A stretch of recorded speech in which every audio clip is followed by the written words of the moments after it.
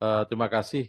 Hari ini sore ini saya dapat kesempatan mendapatkan pencerahan terkait dengan Wastra dari baik dari Pak Samuel tadi dan juga dari Pak Taufik Razan tadi, luar biasa dengan ide-idenya.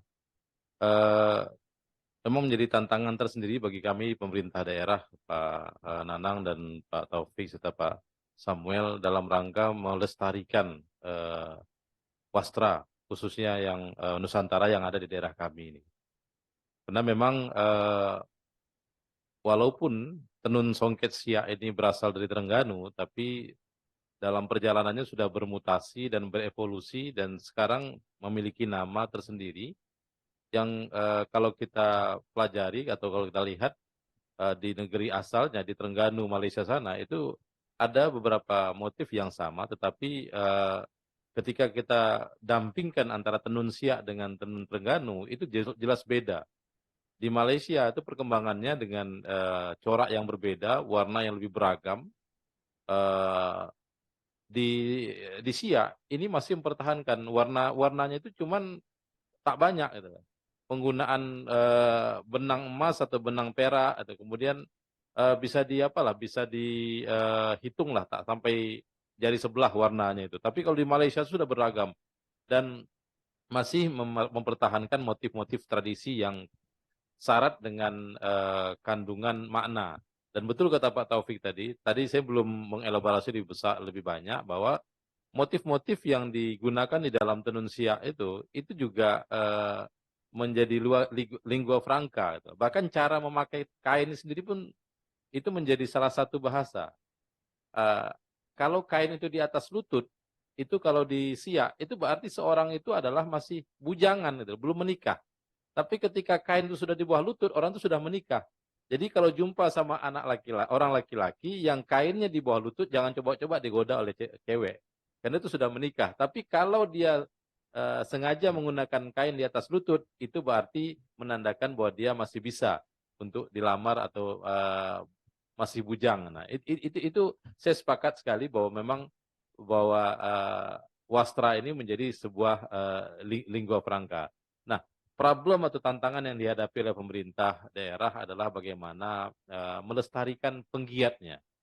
Karena tak banyak lagi anak-anak muda, anak-anak milenial kita yang tertarik. Hanya bisa dihitung pakai jari. Nah, ini kalau tidak bisa kita pertahankan, karena memang pengrajin ini perlu ketelatenan, perlu kesabaran. Sebagaimana sampaikan Pak Samuel tadi, kalau kain tradisi yang betul-betul apa itu pengerjaannya butuh waktu yang lama. Dan kebanyakan anak-anak muda kita sekarang ini di zaman milenial ini senang yang instan-instan gitu lah. Nah, memang kadang-kadang kami terpikir apakah kita akan menggunakan teknologi untuk mempermudah membuat kain wastra ini atau kain tenun songket siak ini gitu lah. Tapi nanti apakah tidak hilang nilai tradisinya di sana? Apakah tidak hilang nanti apa namanya itu keunikannya di sana ketika itu kita lebih banyak teknologi yang bermain ketimbang tangan. Nah, selama ini kan kalau kita persentasekan itu hampir 50-50. Jadi faktor manusia dan faktor alatnya itu hampir 50-50. Bahkan mungkin lebih banyak faktor manusianya yang menjadi apa namanya itu menyumbang proses akan berhasil atau munculnya sebuah kain atau sebuah produk wastra ini gitu loh.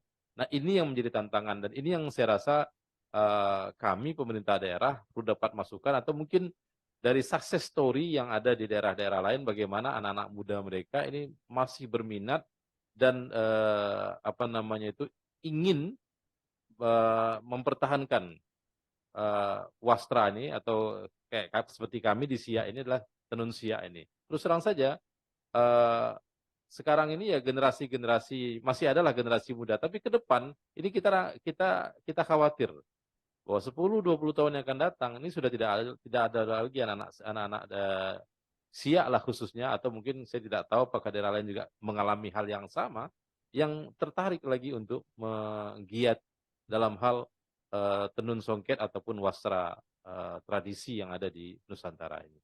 Mungkin ini sebuah apa namanya itu keluhan dan juga pertanyaan bagaimana cara kita untuk ke depan melestarikan hal ini supaya anak-anak muda kita tetap bisa terlibat di dalam mengembangkan, memajukan dan melestarikan wastra Nusantara ini. Terima kasih Pak Nanang. Ya, baik. Wah, ini menarik. Banyak hal yang bisa kita diskusikan di sini. Untuk hari setelah dijawab oleh Bung Sofik, nanti saya beri waktu untuk bertanya. Bung Samuel, Boleh, apa? boleh, Ini menarik apa yang boleh urun disampaikan. pikir ya. Silakan. Ya, urun pikir ya Pak Husni ya.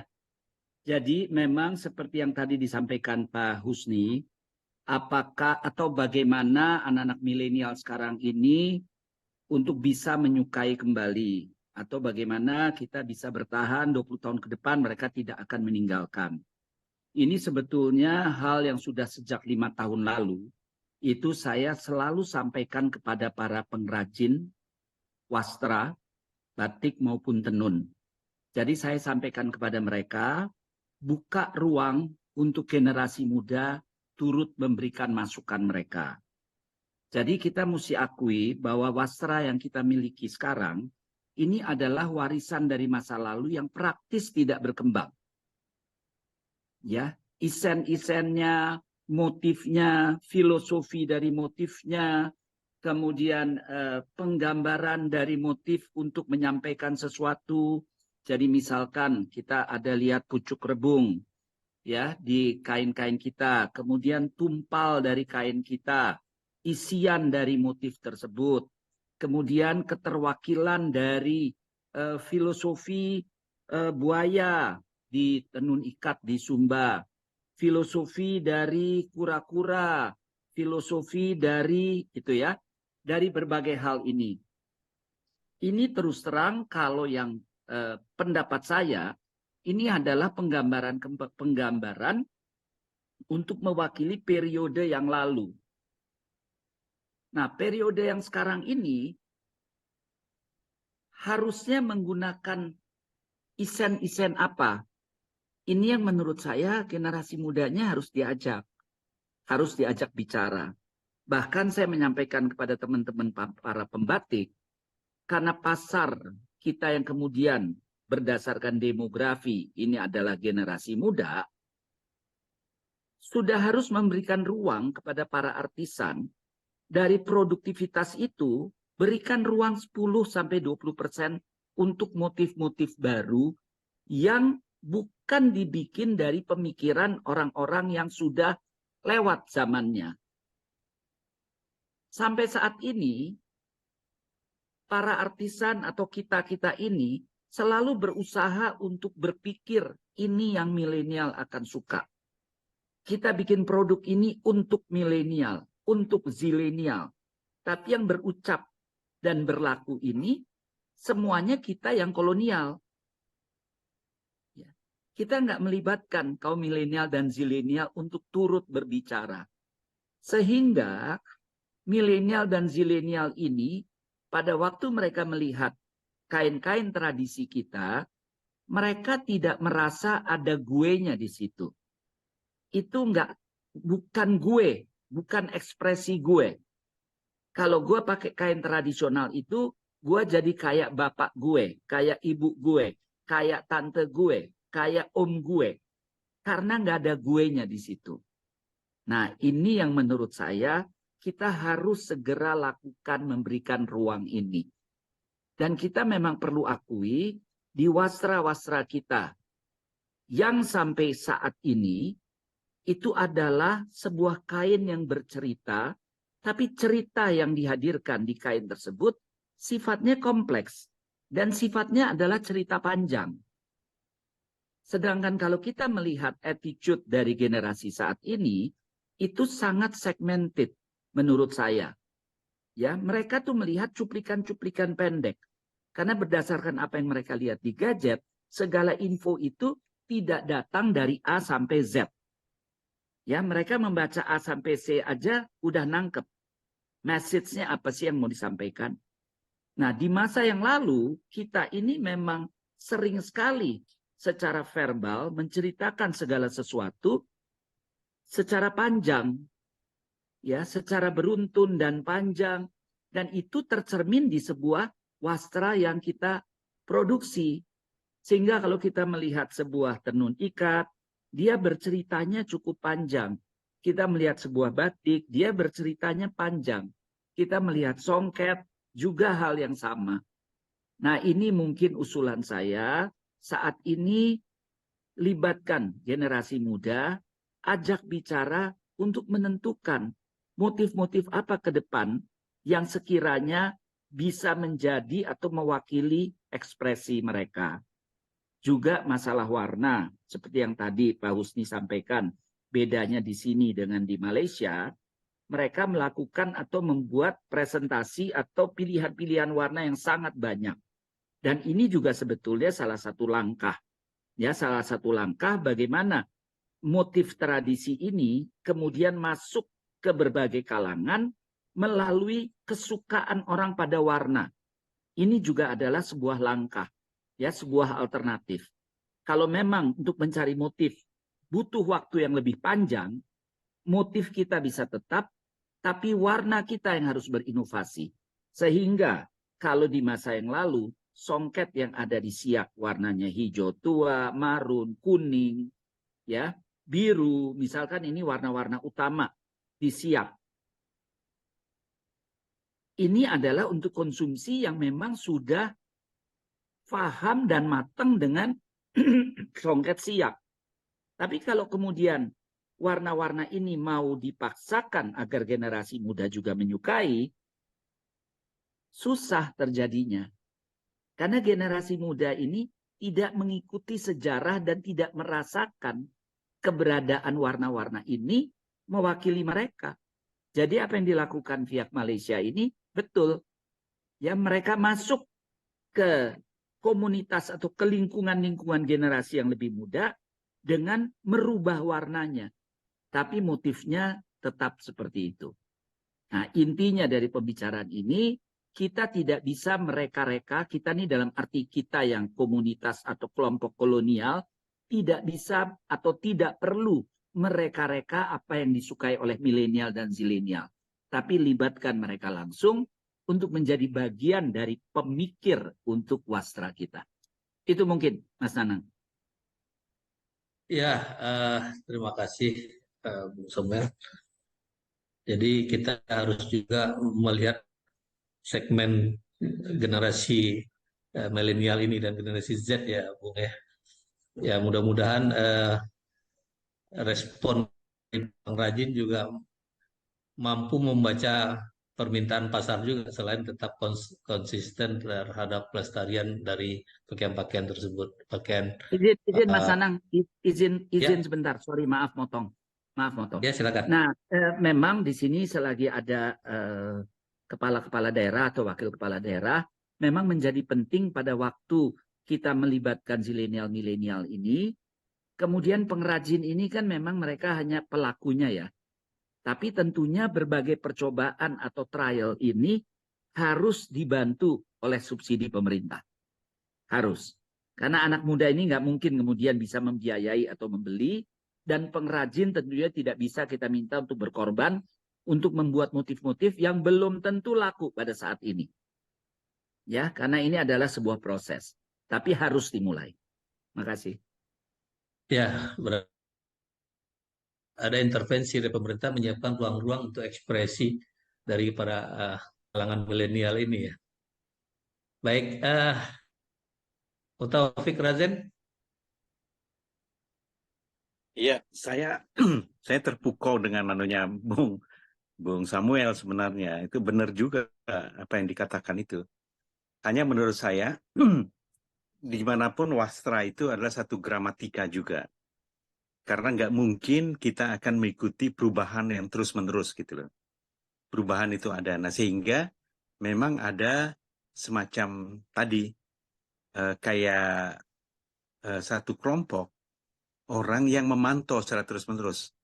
Karena di dunia internasional pun kalau kita lihat sekarang, mereka tetap mendikte itu, tapi diktenya berdasarkan atas pasar, atas ekonomi yang ada, dengan membuat misalnya season. Dan mereka kan membagi seasonnya kan berdasarkan atas 4 season ya. Gaya musim gugur, gaya musim semi, gaya ini. dan warna-warna yang dikembangkan gitu loh. Dan itu bagian dari satu industri besar yang ada. Nah, kalau di Indonesia ini, saya kira mungkin kita harus memikirkan pola-pola ini karena musimnya hanya dua, ya, hanya musim hujan, musim kemarau gitu, dan kemudian ini. Tetapi kita sudah, menurut saya besok ini akan mulai berkembang bahwa percakapan-percakapan publik itu sudah bersifat visual, bukan lagi kata-kata, bukan verb ya. Kita lihat pergeseran dari generasi yang baru ini semua, generasi Z, zilenial dan milenial ini itu sudah bergeser ke screen culture, anu layar gitu loh. Nah, tinggal kita harus mensiasati sekarang screen culture yang dia butuhkan itu apa. Tentu saja karena mudah sekali nanti kekuatan apa namanya market pasar itu masuk untuk melakukan intervensi di sini. Karena dengan demikian melihat generasi ini atau banyaknya penduduk ini hanya sebagai komoditi sebenarnya tentang perhatian. Nah, yang kita lihat sekarang ekonominya kan bergerak bukan lagi ke komoditi lagi. Generasi Z dan generasi milenial ini bergerak apa yang disebut ekonomi perhatian ya, attention. Jadi sejauh mana perhatian yang dilakukan itu yang akan mendapatkan kompensasi lebih besar. Itulah kenapa ada like, ada follow, ada follower, kemudian ada ini, dan ekonomi bergerak ke sana. Nah, kita sekarang sedang melihat juga ekonominya dengan munculnya Web3 sekarang ini, itu tidak lagi ke dalam perhatian saja, tetapi menuju kepada ekonomi makna. Gitu. Nah, disinilah kans dialog akan terjadi antara wasiat tradisi wastra itu dengan penggunaan sehari-hari. Kita akan menjumpai satu jenis ekonomi baru, ekonomi makna, di mana mereka mengetahui ini.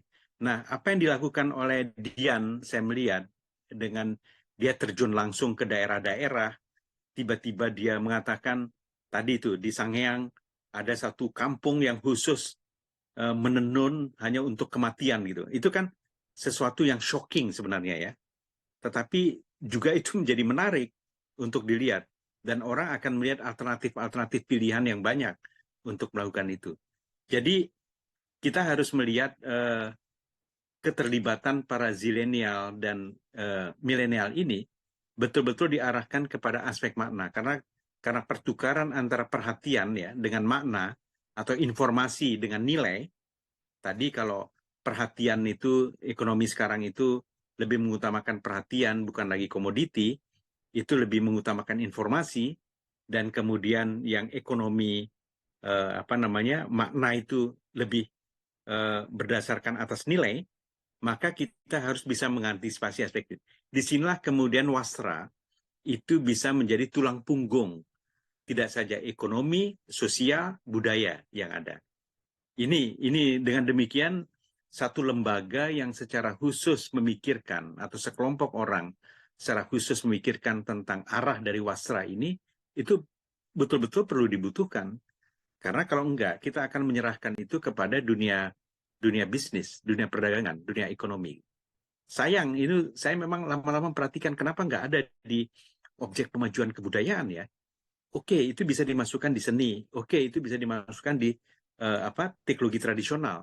Tetapi melihat kekuatan wastra ini sebagai alat pengikat, sebagaimana bahasa Indonesia menjadi alat pengikat kebangsaan, itu belum dipikirkan. Saya kira itu hanya tambahan ya. Karena itu saya mengajak terutama dari anggota jaringan Kota Pusaka itu, kita bisa membuat satu jenis pertemuan ya. Kalau kita lihat kan ada acara wastra ya, ada warisan, ada di Inakraf, itu secara khusus itu mereka membicarakan tentang wastra. Tetapi kalau kita misalnya karena sudah saling mengenal, biasanya jaringan Kota Pusaka sekitar 80 daerah, itu secara rutin mengadakan ini dan bisa membawa makna-makna baru itu, yang cerita-cerita panjang yang dibutuhkan itu gitu loh. Tadi itu dengan tafsiran-tafsiran baru, sehingga ada peluang dari anak-anak generasi milenial dan zilenial itu untuk terlibat. Itu Nana. Ya, baik, terima kasih Pak Taufik. Tadi ada Mas Suseno ya di Dinas Kebudayaan Karangasem ya. Angga mau bertanya, silakan. Dari Bangka Barat, Mau Pak Nanang. Oh, dari Bangka Barat ya. Ya, Baik, baik, dari Bangka Barat. baik. Baik, Izin. silakan. Tujukan kemana? Silakan. Assalamualaikum warahmatullahi wabarakatuh. Salam kebudayaan. Yang salam hormat Pak Nanang, Pak Taufik. Dua orang ini pernah ke Bangka, pernah ke kampung saya di Mentok. Pak Taufik kalau masih ingat pernah ke Menumbing, tempat pengasingannya Bung Hatta ketika tahun 49. Baik, terkait dengan Wastra, ini menarik. Saya pernah membuat buku tentang ragam hias kain cual mentok. Ini penamaan sebuah wastra dari Bangka Belitung. Juga sudah ditetapkan sebagai warisan budaya tak benda Indonesia sebagai kain tenun dari Bangka Belitung. Eh, Mungkin sama dengan tadi yang disampaikan Pak Wakil Bupati di Siak, kemudian juga teman yang dari Sumba. Di Bangka mungkin lebih buruk lagi secara kondisi bahwa secara produksi kain tenun di Bangka yang kami sebut sebagai kain cual itu produksinya melemah setelah Pasca Perang Dunia Kedua karena putusnya ketergantungan bahan benang waktu itu yang memang didominasi dari Singapura. Saya duga faktor terbesarnya sebenarnya bukan itu, tapi perubahan selera dari penggunaan pakaian secara Melayu tradisional ke arah ke barat-baratan, ke pakaian-pakaian modern. Ini rupanya mengakibatkan pergeseran arti penting dari kain itu sendiri, kemudian lemahnya produksi, menghilangkan juga produksi itu dari pasar, dan ini mengakibatkan degradasi fungsi dari kain, dan juga malah menghilangkan arti penting secara filosofi, secara nilai-nilai, simbolik, dan lain-lainnya. Saya cuma menyambut baik saja apa yang sudah dibicarakan, namun jika boleh Pak Nanang, Pak Taufik, urun usul juga, misalnya terkait dengan diplomasi Wastra. Saya setuju bahwa memang mungkin ini akan terus digalakkan, entah lewat jalan JKPI atau jalan yang lain. Hari Wastra saya rasa memang harus kemudian digemakan ya. Di momentum-momentum seperti itu yang kadang-kadang menyelamatkan ingatan-ingatan banyak orang. Nah, menarik lagi kalau kita bicara dalam konteks regenerasi. Saya melihat kecenderungan, anggaplah Pak Sujiwo Tejo yang memang gemar menggunakan sarung misalnya. Kehadiran beliau sebagai figur publik itu rupanya juga menjadi daya tarik untuk ditiru oleh generasi-generasi berikutnya. Saya juga ingat misalnya seperti Pai Slang, itu setiap konser pasti menggunakan ikat kepala dari ulosnya Batak. Kemudian eh, apa ya? Saya duga memang membutuhkan tadi yang disampaikan eh, Bapak desainer tadi, memang mungkin perlu mengedepankan sebuah interpretasi baru tentang wastra untuk anak-anak baru tadi. Sesederhana mereka lebih kenal simbol-simbol yang ada di anime, misalnya seperti di Naruto ada simbol kita punya awan mendung, tapi mereka menggunakan konsep yang lain yang cenderung lebih tren karena itu ada di kartun, ada di anime dan lain-lain. Mungkin menggunakan seperti beberapa teman-teman seperti di musik ada Alfie Rev misalnya yang kalau setiap penampilan selalu menggunakan desain fashion yang memang identik dengan motif atau gaya pakaian tradisional tapi dikemas menjadi baru dan itu cukup menyita perhatian anak-anak muda. Saya sering juga ketemu sesederhana menggunakan ikat kepala dari kain-kain Nusantara atau menggunakan selendang yang dijadikan pengganti ikat pinggang. Kemudian kalau musim hujan banyak sekali yang menggunakan shawl di leher dan lain-lain yang sebetulnya itu adalah kain-kain Nusantara. Ini mungkin sebuah potret bahwa memang terjadi pergeseran yang menyesuaikan generasi berikutnya. Mungkin brand ambassador atau duta-duta ini perlu diperbanyak sebagai bahan iklan berjalan lah kasarannya. Untuk juga kemudian memperkenalkan kain-kain itu. Karena dugaan saya memang ini harus ditempatkan sesuai fungsinya, baik secara simbolik maupun arti penting. Mungkin itu Pak Nanang, terima kasih. Assalamualaikum warahmatullahi wabarakatuh. Oke, Waalaikumsalam. Jadi banyak hal juga masukan dari daerah nih, Bung Samuel, Pak Taufik atau Pak Pak Usni, Wakil Bupati, bahwa sekarang ini kecenderungan milenial itu kan cepat aja ya, tanpa harus mau melihat esensi dari apa yang dia pakai. Nah, kita juga melihat saat ini kalau di Jakarta kita lihat kain tenun sumba ini hampir banyak yang memakai, terutama untuk ikat di leher ya, apa nama yang dipakai Pak Taufik ini ya.